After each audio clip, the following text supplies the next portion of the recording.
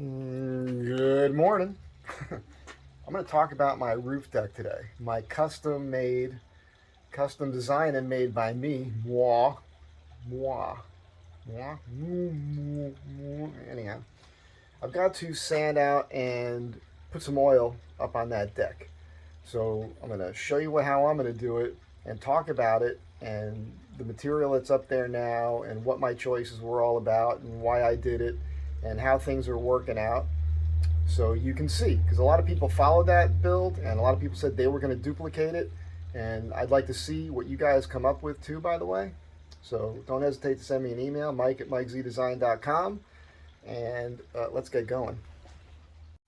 So part of this video is a little bit of a talk up on these new tools too. I've recently been upgrading all my tools to cordless Makita 18 volt. And one of the things Makita came out with is this. I love these sanders. I prefer these sheet sanders, these vibrating sheet sanders, over random orbit sanders, which I've been using for decades. And I've got Festool random orbits, I've had all kinds. But these leave, in my opinion, a better finish and less swirl marks and all that good stuff. This is Bluetooth, and there's a vacuum. This is not it. That Makita makes. It's $500 to $600 that works with it, so that the machine will come on with this when you use them.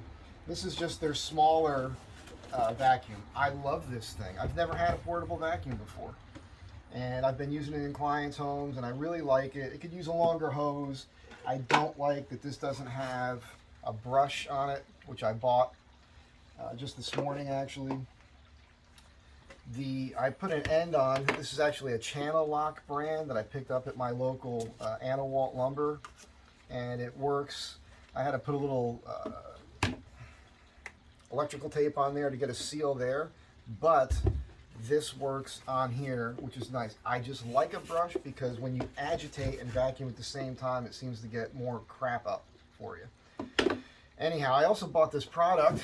It's for exterior, so you'll see me using that in a moment. And what I really think is cool, I mean, obviously they all come with this sort of things, but you put your sheet on there, and they've got this thing here where you can, perforate the sheet so that the dust collection works through the sandpaper. I don't need to show you how it works. I think you can figure that out. But you're going to see me with this up on the roof in a moment. I just want to tell you, I love this thing. I bought it. I wasn't sure how long it would take for me to use it. I ended up using it the first week I bought it on a job, and the battery lasts a long time in it. And I just can't say enough about no cords. You'll see when I'm up on the roof.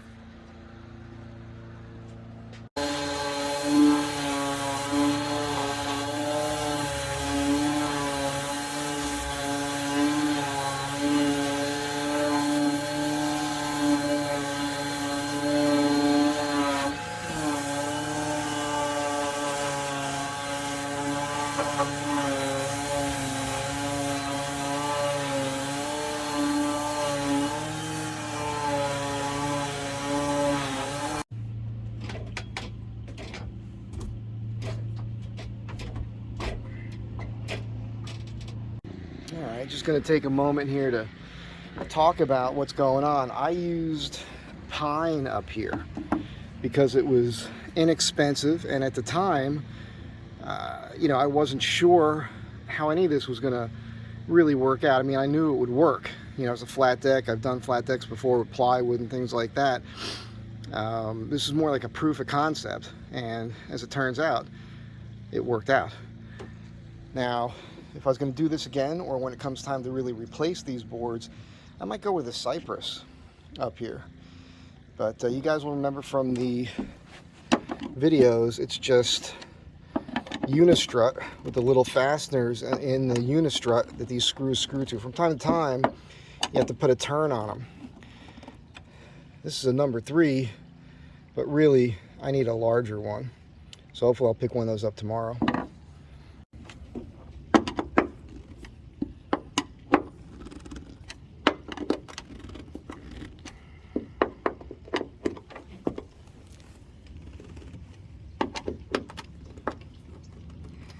Shake the hands of your mechanics sometimes, although I think mechanics are probably a little bit weaker these days than they used to be because all the power tools they use. But in the old days, you shook the hand of a mechanic And that guy will rip your hand off.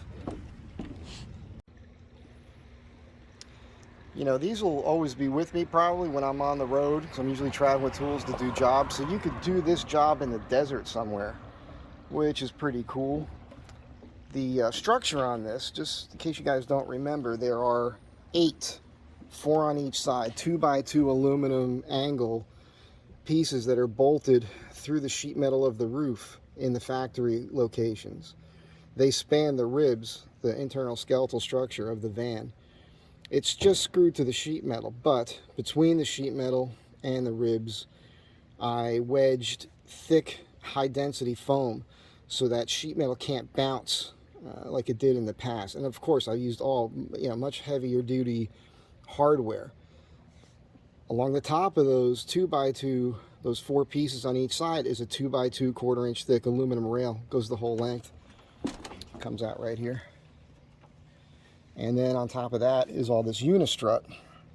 Now there are, there's 1, 2, 3, 4, 5, 6 of them that extend out, that this outside rail is attached to. I tried to get fancy by, curving this to match the vehicle, but it's too much here. I still intend to cut this back and sink this in. I might even do that today. In between each of the ones that this is screwed to, there are short ones that don't stick out past this deck. I don't think you can see them. So the span for basically they act like floor joists. It's less than 11 inches from this point to the next one, and from this one to this one. So it's extremely strong, rigid. You could put a couple tons of material up here, and that's not an exaggeration, because I've had over a ton of stuff on here, literally, before. Super tough, flat, strong. The way that I designed this is such that you could put a heavy load on it, and the load is dispersed across the construction method and the way it's attached. So the vehicle can really carry a lot of weight safely. And you guys will remember I put the D-rings in, and it was important to have these things where there was a middle, because you're almost always just carrying a load on one side. I'm buying a dozen pieces or something. So tying it down in that fashion keeps it from wanting to slide out. It's something I remember from before. I forgot initially when I put this one up. If you go from the outside rail to the outside rail and you have a narrow load here, when you hit the brakes, that load's going to want to slide forward. It doesn't do that anymore because of the D-rings.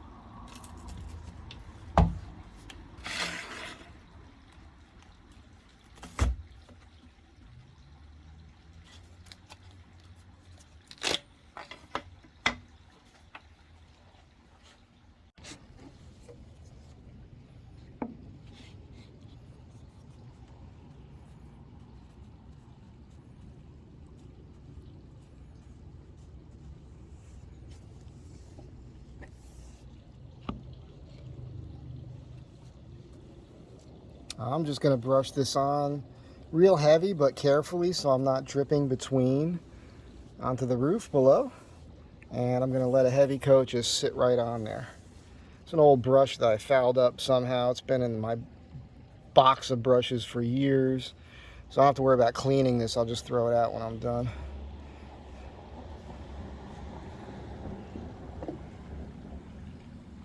And again, this is just pine. But if you treat it, it'll last quite a long time. And as I mentioned earlier, I think I did, when I go to redo this, when I have to replace this wood, I'll probably go with a cypress is what I'm thinking. Now, the reason for that is I can go with a hardwood, Ipe, something like that, but those are ironwoods. They do last a lot longer. but they're really dense and heavy, and I don't need to add the extra weight.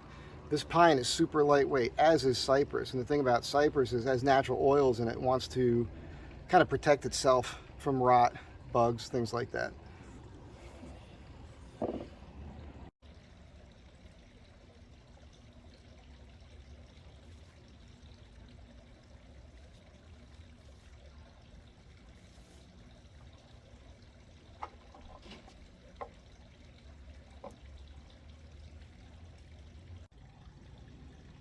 Alright, so she's coated. Looks pretty good to me.